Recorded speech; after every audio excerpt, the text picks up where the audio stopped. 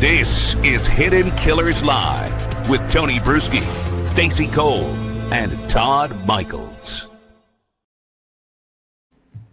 For decades, the Golden State Killer was the faceless terror of California, a ghost who broke into homes, stole innocence, and vanished.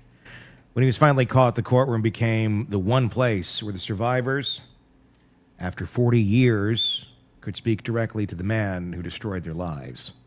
My guest today isn't just telling that story. He lived it. Sacramento County District Attorney Thien Ho led the prosecution that finally ended the Golden State Killer's reign of silence. And now in his new book, The People versus the Golden State Killer, he's taking us behind the scenes of the investigation, the trial, and the moral weight of justice. And we're going to go into what went on behind those scenes, behind that curtain today, with your questions, our questions, and really digging deep into the parts of the story that you may have never heard before.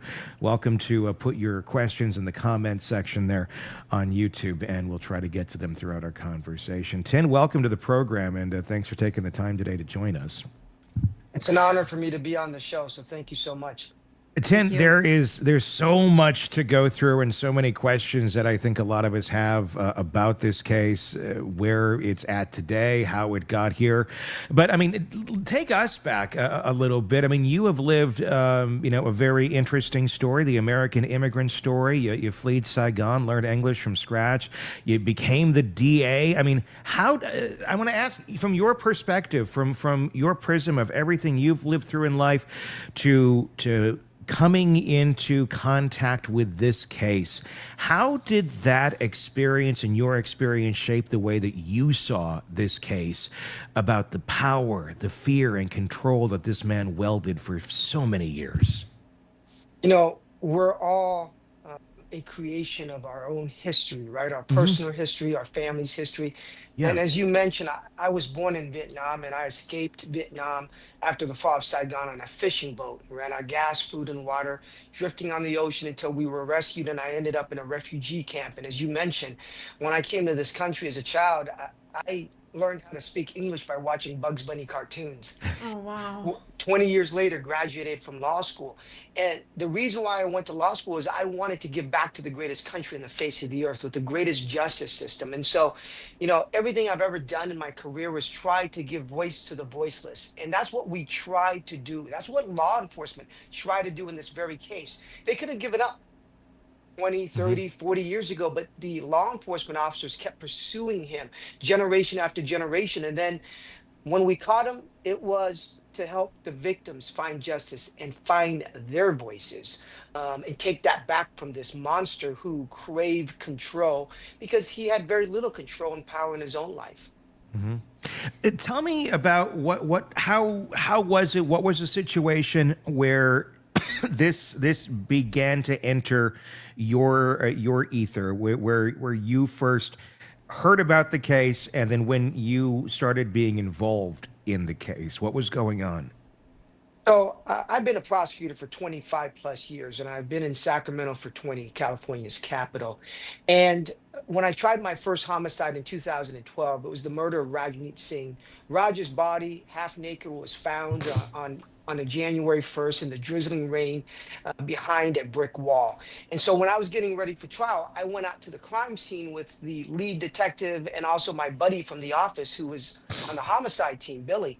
He grew up in Rancho. And so as we were driving to the crime scene in 2012, I see all these bars on every door and every window. I'm like, why are there so many bars everywhere in Rancho Cordova? And that's when they both said it's because of the ear. And I said, the ear? Who's the ear?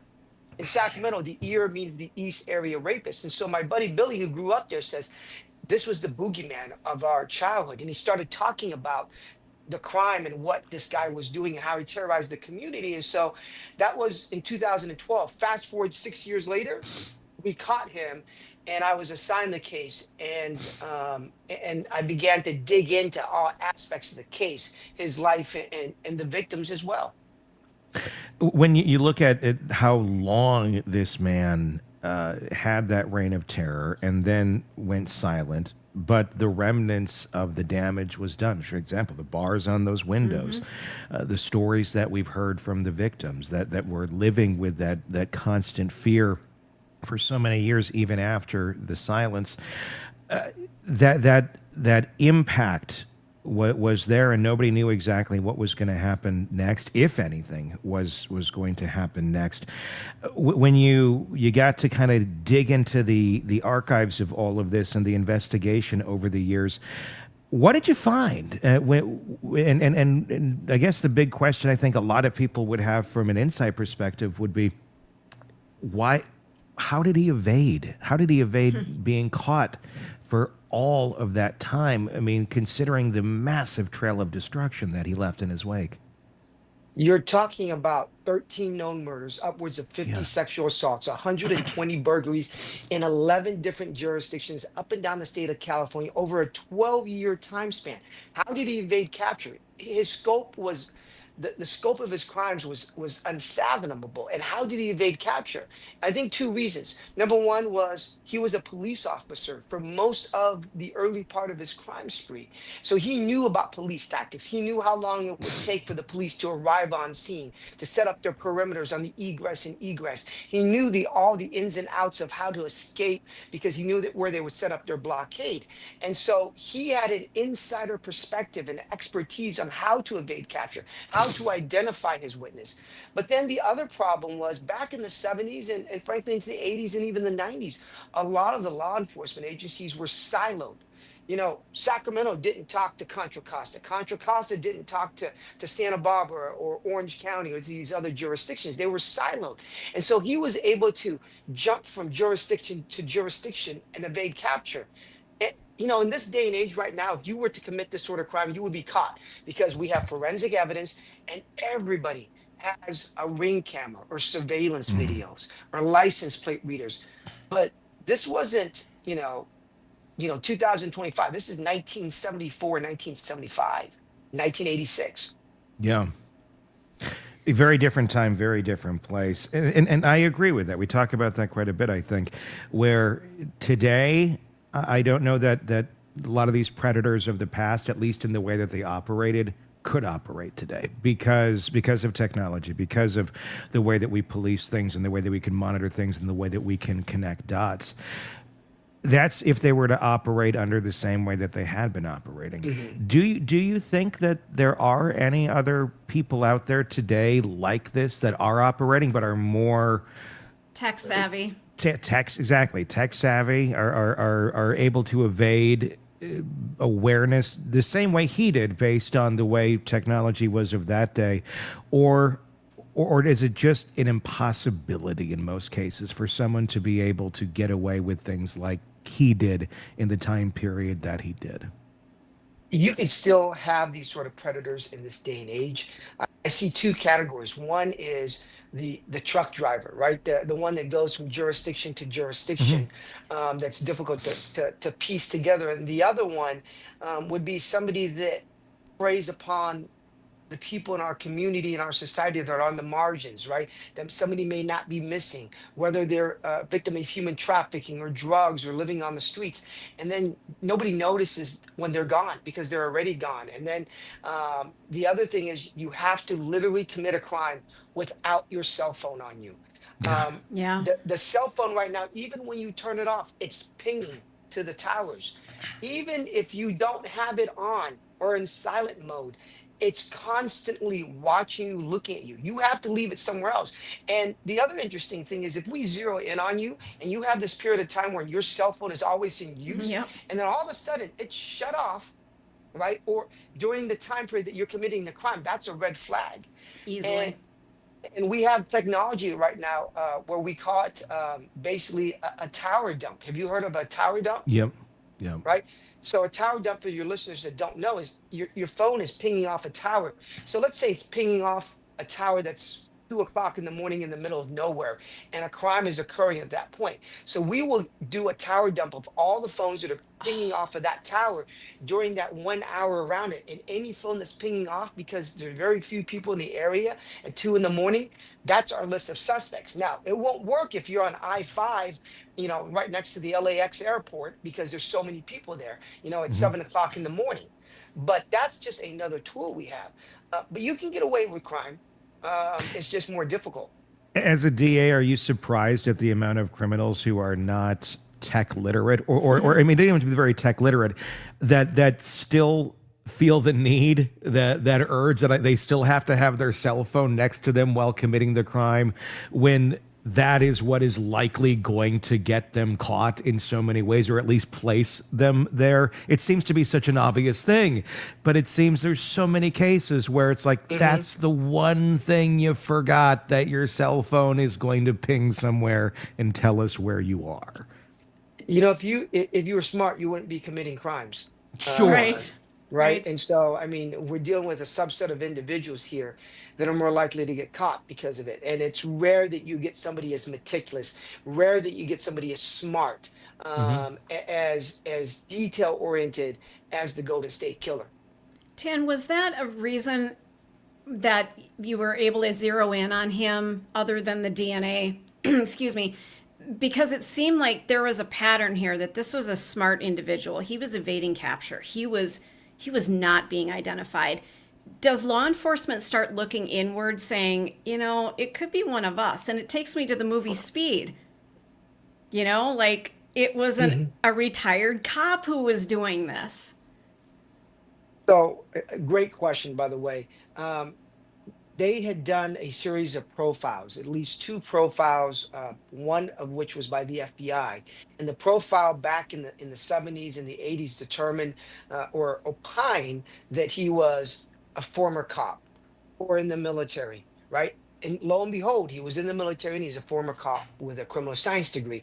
And in fact, the book starts off covering the Visalia Ransacker series. And that was a series of burglaries, 120 of them in a 3-mile square radius from 1974 to 1975, that culminated in the murder of Professor Claude Snelling in the attempted kidnapping of a 16-year-old daughter and the shooting of a police officer as well. But what came out from that was Officer McGowan was on a stakeout. And that evening, when they came face to face with each other, the ransacker, the Golden State Killer, Joseph DeAngelo, and an officer, his mask was off. And so the officer was able to see the Visalia ransacker and said that his face looked familiar. Well, at that time, Joseph DeAngelo was a police officer in a nearby town, and he had helped out on the task force to find the ransacker. And he was, in fact, the ransacker. Wow. And you can't make that stuff up, right? No. And the moment his face was seen, DeAngelo leaves that police force, moves up and becomes a police officer 30 minutes outside of Sacramento. And that's when the East Area Rapist crime spree happens up in Sacramento. Because I was almost going to be kind of where I was going to ask you a question of, because you were talking about, he has the knowledge of the police force behind him. And knowledge is one thing, but having the power of it is another. And that right there is a clear example of how he used the power of it to avoid being captured as the ransacker. Are there other examples in his story of terror over these years where it wasn't just the knowledge that he used to evade being captured, but the power to steer investigations or to steer people in a different direction other than him when they got too close? There are plenty of examples of that during his East Area Rapist crime spree. He had a particular MO. He would break into the home. Well, first of all, let me take a step back. His first crimes in Sacramento when he was committing the sexual assault often involved just one person at home, a single female. And so the PIO, the public information officer for the sheriff's department, says, oh, he's targeting single women living at home. Immediately, he switches his MO and he starts targeting husband and wives couples.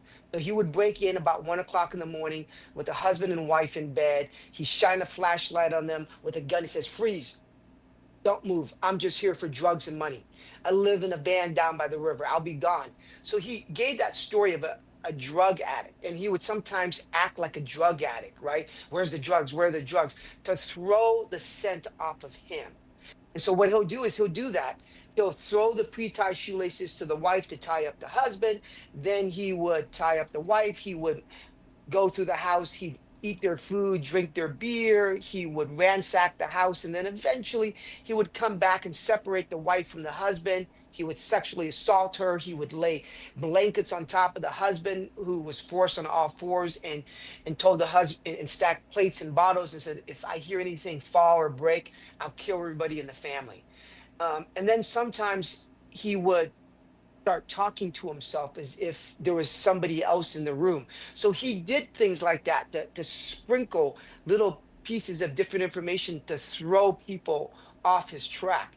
The other thing that he did was he would scope out the area extensively beforehand. He would oftentimes break into that home that he targeted a couple days before, leave an item in the seat cushion and come back to see if they found it or take something. So he was the ultimate predator of human beings, watching, stalking them before he actually committed his crimes. Was it, when you look at this and you try to psychologically evaluate what the hell's going on here, the psychological torture, the mental torture, and then his phone calls too that he would make after the fact with some of these victims, just to continue to torture them. Ultimately, obviously, that is about control for a predator. But it is so dark. And so many move on to their next victim, unless they're going to keep going back to the same. But what do you think, when you try to put yourself in the shoes of a monster like this, what is his goal? Is it just to instill fear? Is it ultimately just the darkest form of control that one can have, and that's how he fed? Tony, that's a great question. I have a chapter in the book called the monster behind the mask, right? And so when I got the case, one of the first things we did was we decided to try to recreate every aspect of his life. From when he was born in Bath, New York, to when he was arrested and put in jail, and even when he was in jail, we were watching him. But what it was he felt very little control and power in his own life. And because of that, he had to exert that over other people. So when he was a child, when he was a young boy, he witnessed his little sister being raped on a military base by two service members. And he was tied down and held down during that process. He was beaten by his parents. I mean, the fact of the matter is these things happened to him. And so now when he grew up, he became a police officer. And he felt as if the law didn't apply to him. It was his way of exerting, as a police officer, control over other people when he didn't have it.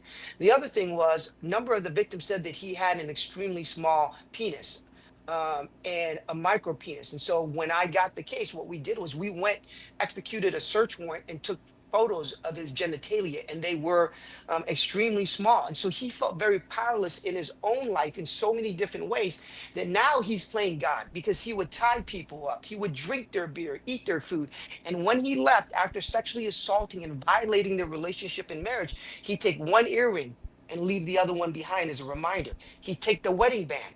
And so these were his forms of control.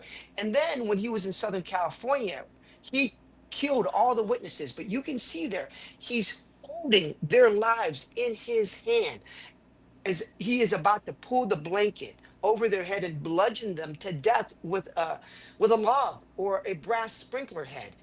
And so he was playing God. And that's what he wanted to do, was to get some of that control. Now, regardless of what made a monster, he is still a monster that needs to be held accountable. Sure. Yeah, I mean, it's basically the recipe, and the recipe, it is the end result. It doesn't excuse what's made out of that recipe, but it starts to make a lot more sense psychologically as to how you can get somebody like this. What did you discover about his life while he was doing this? He was a father. He had been married. I know he did get divorced at some point. But what was life like, with the kids? On the normal side of things, where nobody had any clue that this was this monster hiding behind the facade of a father and a police officer? So for 99% of his known crimes, um, they were committed before he became a father. Mm-hmm. And he was married and in a relationship with his wife for a significant portion or for all of the portion of the known crimes. But the fact of the matter is, when we started digging into his marriage and his family life, he lived a very separate life under the same roof from his wife. She was going to law school at first, and then she became a lawyer. He was a police officer, and then he was a mechanic, unemployed for a period of time after he was fired as a police officer for shoplifting a hammer and dog repellent. But they lived separate lives, separate schedule, and I honestly believe that his wife, who is fairly absorbed in her own life and her own person, did Mm-hmm. not know that he was the East Era rapist, the original Sure. Night Stalker, and the Golden State Killer. But he was prolific. He was a police officer by day and a serial killer and serial rapist by night. I don't think he ever slept. Wow. And that that had to make him a little bit even more unstable, that lifestyle. Just feeding into that frenzy. Absolutely. But the seeds of that started much earlier. I covered a portion of his teenage years, and there's a little piece of evidence, a fact, a story in the book that has never been revealed before, and it just shows you his depravity. At one point, when he was around the age of 17, he used to collect. It's gross, but he would carry around a jar full of women's pubic hair. I mean, that's how weird and sick he was, right, as a teenager, and he was showing that off as a trophy, right? And that's why whenever he committed his crime, he always took a trophy. But his sexual depravity didn't end even when he became an old man. After he was arrested, I have video of him in his jail cell when he was 73 years old, and he's standing there. There's this young blonde female worker who was delivering food in the pod area, and he's standing there looking at her, leering at her, and he begins to masturbate to her. So even at the age of 73, he had not lost the sexual depravity that drove him when he was much younger. Wow. Jesus. All because of a micro penis. That's what it comes down to. It seems like in this, like it's because of that insane insecurity that turned into wow, and then a very very broken brain. There's so many questions about a lot of that, but we can move forward. The way that he seemed to be almost a chameleon, it sounds like, in a lot of his life, where he could be a cop, then he could be a mechanic, and then he could be a loving dad. We learned before the show, Stacy, we were talking. Stacy, you were looking up information about the daughters, and the daughters had said loving father, right? I mean, The best father you could ever have is what one of them said. and obviously we know in the greater context of things what a monster he was, but it's such a stark contrast to how he could be a different human being to different people. And that really starts to make you wonder, gosh, what kind of a depth can this be? And then we saw the version of him in court as well. I know in the book you had mentioned that you believe he was trying to fake insanity while obviously that was part of the defense, but also when he was in court, when we saw those images of him, those videos of him, he looks like this frail old man that's barely present. All an act, you say. Tell me about what you witnessed in that scope of things. He is the master manipulator. He's manipulated everybody in his inner circle and outer circle.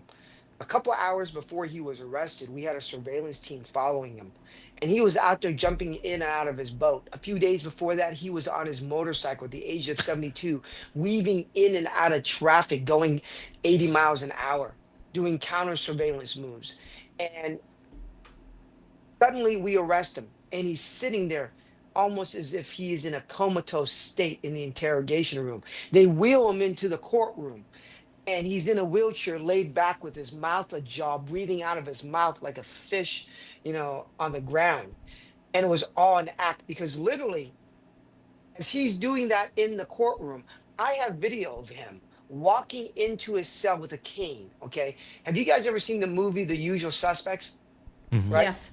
And that scene where he's walking out of the police station. So I have a video of DeAngelo, the Golden State Killer, hobbling in, barely limping, as he's walking in with a cane to a cell. The moment the door closes, the cane goes down. He's doing jumping jacks. He's moving around. He's climbing up and down his bunk bed. He is the master manipulator. He's been that way his entire life. The people that really, really know him see the monster behind the mask.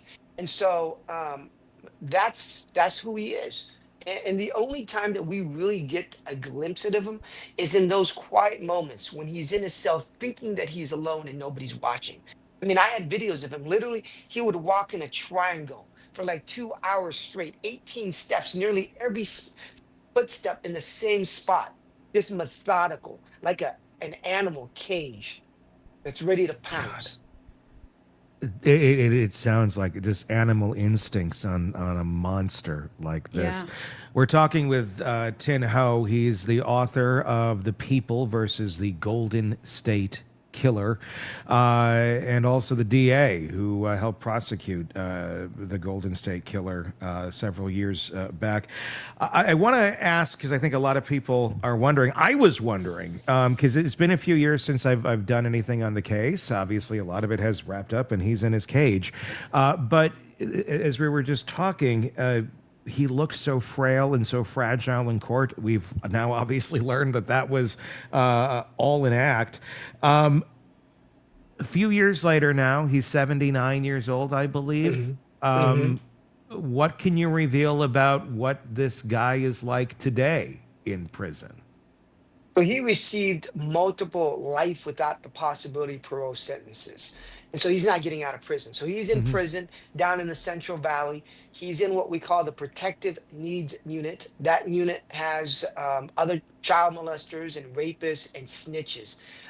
And they're separated together because if you put them in GPOP or general population, they're going to get killed. Dahmer was killed because he was a sexual predator. And those sexual predators are not highly looked upon in prison. Plus, if you can kill somebody like a Golden State Killer or a Jeffrey Dahmer, you're going to gain notoriety. So they put him in this protective needs unit. He works in the mess hall, in the cafeteria. But what I do know, and what I have been told, is that he is constantly looking over his shoulder, worried and terrified that somebody's going to attack him. And that is, frankly, the right thing. I was very thrilled when I heard that, because he made people feel that way in their lives. And so it's about time that he lives and gets to feel his own living hell. Are there people who have access to him that could harm him, even though he is protected? And can we fill their canteen as an incentive? Well, but my question is, he's protected and he's looking over his shoulder. Who is he looking at?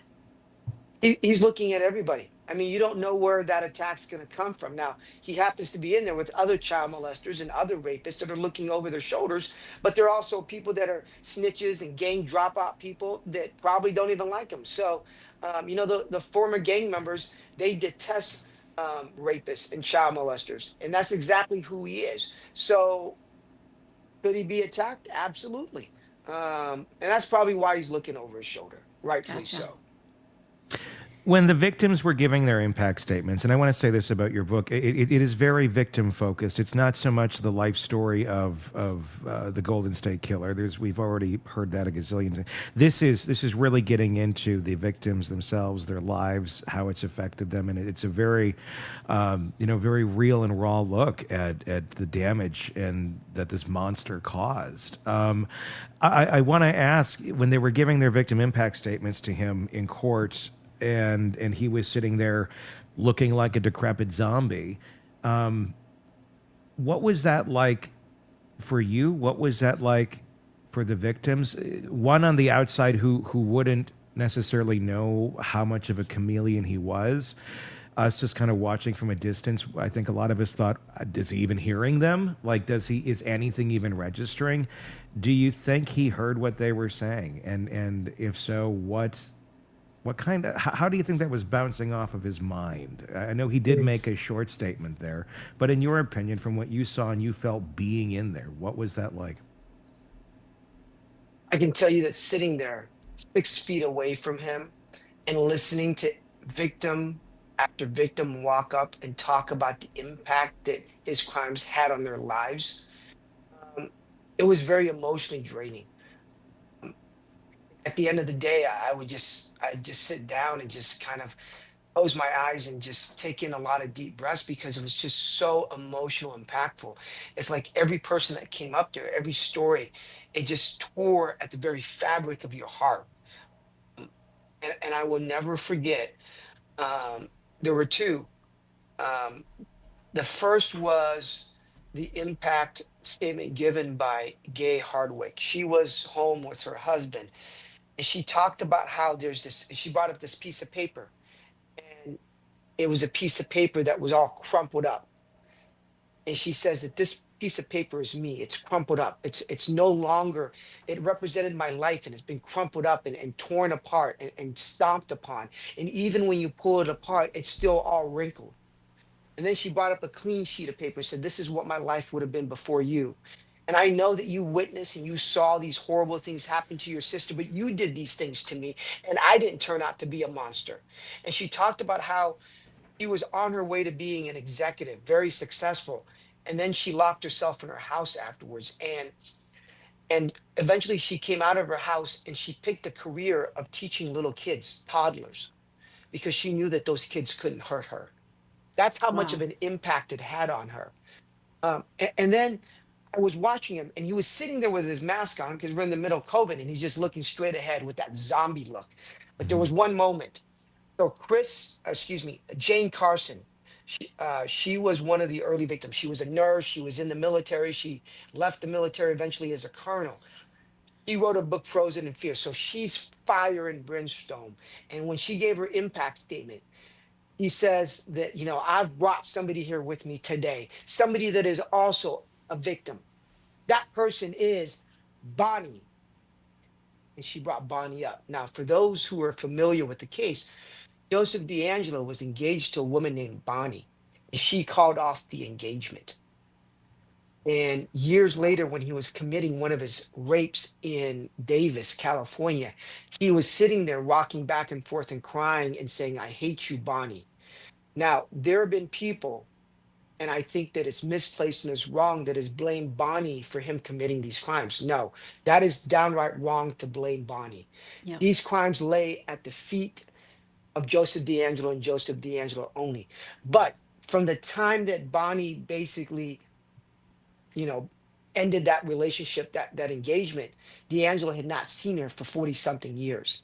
And so Jane brought her to the courtroom to stand right there. The Bonnie, not just The a Bonnie. random Bonnie, but No. the Bonnie. Just a Bonnie The she met Bonnie. at Kmart. Now, But like it was her. It was genuinely her. it was Bonnie. It was her. Brought her right there. And Bonnie is standing there 6 feet looking at him. And Jane's just laying into him, calling him the word, addressing him directly and just laying into him. And Bonnie's right there. And so I immediately look over to DeAngelo. And even though he had a mask on and he's sitting there, his breathing literally stopped when Bonnie came up. And then he started to breathe again, but it was really shallow and he had a gulp. And so Jane wanted to get a reaction out of him. Good. And Jane got a reaction out of him. It was awesome. Why do you think that was? That Bonnie is the thing that got a reaction out of him, and what else could get a reaction out of him? In a comparison I'll make is the Kohberger sentencing, which just took place, where just stood there stone faced. But when Olivia Gonzalez got up there and went into him, there was a lot of people who were sitting around going, that seemed to be the time that Kohberger had some sort of a reaction, that he had some sort of fear going on in him. It because she was going after very specific aspects of his personality, his intelligence, the things that he thought he was very good at. And when she was attacking all of those things, that's what seemed to trigger him. Folks like this seem to have some sort of a trigger, something. And just saying you're a horrible person, you're a monster, you're a blah, blah, blah, blah, blah, that usually doesn't affect them very much. They already know that, they've accepted that, they take pride in that in some cases.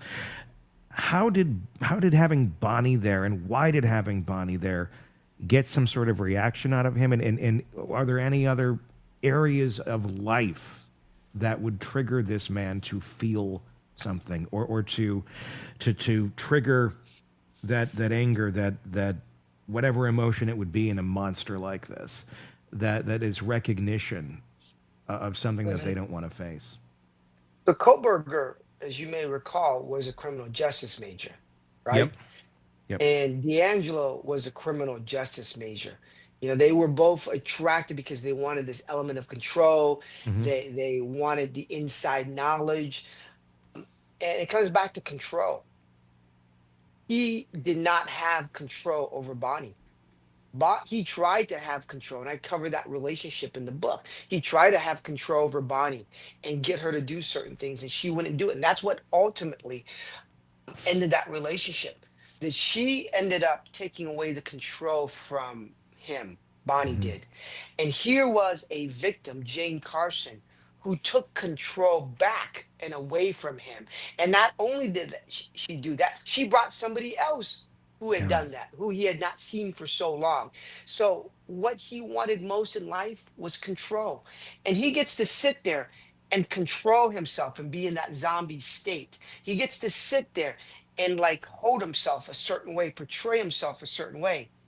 But when somebody else comes in and pierces that control, that's what gets to him. What a beautiful moment.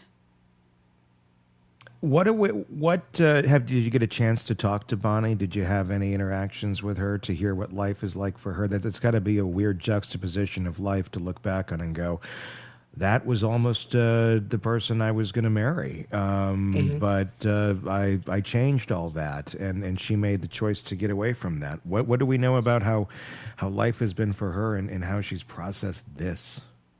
So Bonnie, obviously when we arrested him, we dug into his history, found Bonnie. So we interviewed Bonnie multiple times to get really an image of DeAngelo, the Golden State Killer. I've talked to Bonnie a couple times as well. I mean, immediately after court, I ran into Bonnie and Jane. Hmm. I ran into Bonnie and Jane, and we were talking outside. We took a picture together as well. Before I wrote the book, while I wrote the book, I reached out and talked to Bonnie as well. She is a powerful personality. She has also right now trying to help out some of the survivors. She's part of a group of the survivors group to really help other survivors as well. She's part of a group that started by Chris Pedretti. Chris is one of the other survivors, Chris and Gay. So I cover a few of the stories in the book, and so they started a nonprofit called Phyllis's Garden, which supports other survivors. And so part of the proceeds of this book goes to support Phyllis's Garden so that we can support survivors. So many of the survivors have found their voices and have turned pain into power. Tan, how has this case coming into your life, how has it changed you as a person? Because you don't walk away from this unscathed either, I imagine. As prosecutors, we see people at the worst moment in their lives, right? Either they are a victim and they've had the very tapestry of their life shredded, they are or lost a loved one, or they are a defendant and now they're facing life in prison. We see people in the darkest moments. It's never good when you come and see a prosecutor, right? And like first responders and like the police, we take in a lot of the sins of the world. I wrote about in the book. The sin eaters, the sin eaters in England, they're hired to come to funerals and they eat a piece of bread almost to represent that sin, not to absolve somebody of the sin, but to help them move on to the afterlife. And so these cases, they stay with you. It's hard to take in the darkness. I can't turn on the switch on and off my mind. I don't sleep very much. This was the last case I handled. but it still stays with me. But the way it's affected me is this: it has reinforced my belief in regards to the resiliency of the human spirit. That you could have the most horrible things happen to you, and you could come out on the other side hurt, pained by it, but then turn that tragedy into triumph, like so many of the survivors have. And the other thing it reminds me is this: is justice never sleeps, it never forgets. Sooner or later, we will find you and we will bring you to justice. And even if you are dead, we will bring your name into the light of day. We will drag it into the sunlight to show the world the monster that you were. And those are the two constants that I keep with me, is that the eternity of justice and the resiliency of the human spirit. Speaking of that, genetic genealogy also doesn't forget, and that's part of what brought that's one of the big things that brought the Golden State Killer to light, was just that. How many other cases do you think are out there? How many are you aware of in your own ecosystem where you're like, if we could start cracking the code on this a little bit, get some investigators reopening some cases using IgG to do essentially what they did here, and in so many other cases of tracking folks down. Do you think that there is going to be a massive resurgence in old cases now that this technology just keeps getting better and better of unearthing crimes that many thought either went to people with the grave, or that they just thought they got away with for 40, 50 years? So my office pioneered the use of investigative genetic genealogy to solve this case. And right now, and we teach across the country on how to use that technique. We develop best practices. And I can tell you that there's been over 1,000 cold cases that have been solved since the Golden State Killer, from child molestation to rape cases to murders, using IgG. And we continue to do it. So after was elected district attorney, I started a cold case science and technology unit where we're going over cold cases right now to solve them. The other thing that I've started as well is I created a task force to look into the MMIP crisis. So MMIP stands for Murdered, Missing, and Indigenous People. Indigenous women are 10 times more likely to be murdered than their counterpart in the general population. And many of these cases go uninvestigated and unsolved. And there's nothing but silence left for our native people and those families. So I started a task force working with the sheriff's department and a local tribe to really look into these cases. So we're trying to use this to solve so many different other cases and bring justice. And the technique that Paul Hoves came up with on here, and that we perfected, has solved cases and brought justice to families. Let me ask you this about IgG, and maybe kind of an idea too. Obviously, somewhat we're at the mercy of if you go and do the test, take the test, volunteer for the test. A lot of times it's, you got it as a gift, or you decided, I'm curious, I'm going to go sign up for Ancestry or 23andMe or whatever it may be. And then it gets into the database. Has anyone ever thought of offering IgG tests just on an open basis for anyone who may be sitting here going, I suspect my uncle might have been this person or might have done this, but maybe they don't have the means, or they don't want, to go spend the $100 on the test and then get that information into the database. And I know you don't technically need to be like that close, but I'm wondering if there was a way to encourage more people to get their information into the database under that sort of a thinking of, I don't care if I'm exposing a horrible human being, and I just don't have the means to get that information out there. Does anything like that exist for folks who are thinking, hey, take my DNA and see what kind of monsters are in my bloodline, basically? I think that's a really interesting idea in terms of doing it. Obviously we have to get the funds together to help people do it for free. Right now we are investigating a cold case murder. And we have narrowed down the family tree to this one family in the Midwest. And we've been in contact with that family because we need somebody in that family that we think is related to them to upload their DNA. So we sent them a kit. We paid for it. We're trying to help them go through the process of uploading that information into the database so we can figure it out. So we will work with individuals that we believe is a relative of the killer, because there are certain common ancestors that from there you can figure out what branch of that family tree the killer resides in. Mm-hmm. I love that. I just wonder if there was, I mean, obviously funding is a big thing with that. I just wonder if there was more opportunities for people to upload their DNA if they wanted to and they weren't held back by financial means.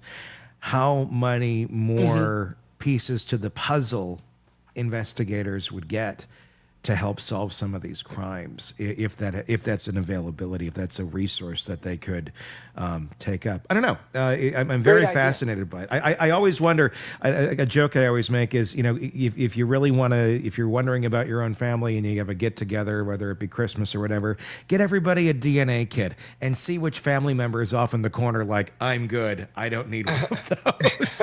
That may tell you all you need to know. Might be a red flag. Yeah, exactly. Might be a slight red flag there. It's a fascinating book, The People versus the Golden State Killer, Thien Ho. It's available November 11th, correct? Yes. Wherever November books 11th. are sold, yes. Go check it out. It's such a fascinating story and a chapter of this story, if you've been following it, that you've not heard before, from a perspective you've not heard before. Thien, thank you so much for coming on and sharing your experiences in all this with us. No, I really appreciate it. You know, as I've said before, this is the third book in the trilogy. You had Michelle McNamara's book, Paul Holes, who did the investigation, but this covers the investigation, the capture, and the prosecution. And it's been an honor to be on your show. I love the conversation. Thank you. Thank you so much. Your thoughts in the comments section, everybody. Until next time, for Stacy and Todd, I'm Tony Brueski. We'll talk again real soon. Want more on this case and others? Then press subscribe now and don't miss a moment of true crime coverage from Tony Brueski and the Hidden Killers podcast.